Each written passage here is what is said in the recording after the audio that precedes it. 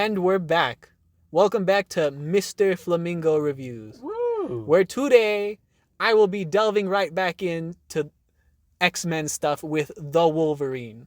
Starring Hugh Jackman, The Wolverine focuses on Wolverine post the last stand of X-Men movies, where he finds himself alone. He's haunted by what he had to do to Jean Grey, and he just feels empty. I enjoyed this movie. I enjoyed this movie leagues above X-Men Origins. While I did not think X-Men Origins was bad, what the Wolverine provided was a lone wolf kind of story. Hugh Jackman brings his A game in this film, as he is a bitter, tired, and doesn't want to be the warrior he once was, Wolverine.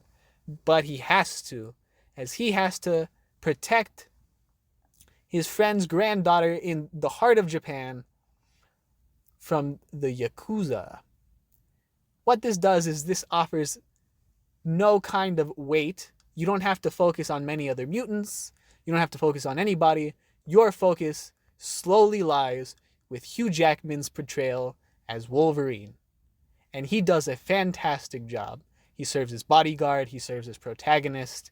He's a little weakened. He's gripping with the fact that he's still an immortal man. He has his problems. And I think that this is a perfect movie to accentuate that. One of the only big things holding it back is the fact that this movie is PG-13. That is not necessarily a bad thing, but you will see stuff like when Wolverine stabs people, he pulls out and there's no blood on his claws. That sort of stuff is a nitpick, but I just think that this movie would have benefited from that R rating that, if you read into it, Hugh Jackman wanted, but did not get until Logan.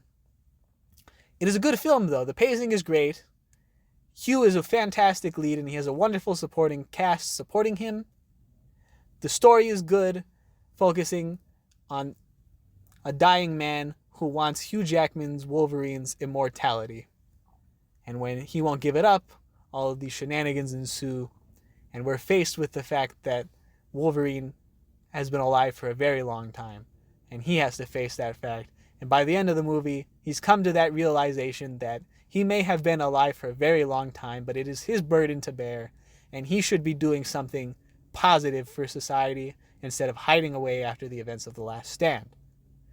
This is also a very fascinating movie because this tees up to what is a very respectable film, X-Men Days of Future Past, with a fantastic post-credit scene, and Hugh Jackman's Wolverine will go on to serve as a bridge for at least a brief period of time to make the prequel films and the original X-Men films bridge together.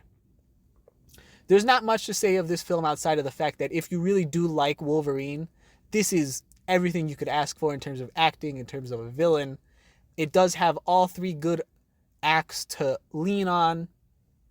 I don't want to go too deep into spoilers, but I will just say that the twist is, while a bit obvious if you really think about it, is fair. Using the Silver Samurai as a villain is not something normally anybody would shoot for, because you'd want to, usually you want to go for the bigger names. Origins may have fumbled him, but they had Deadpool as their big villain in the end.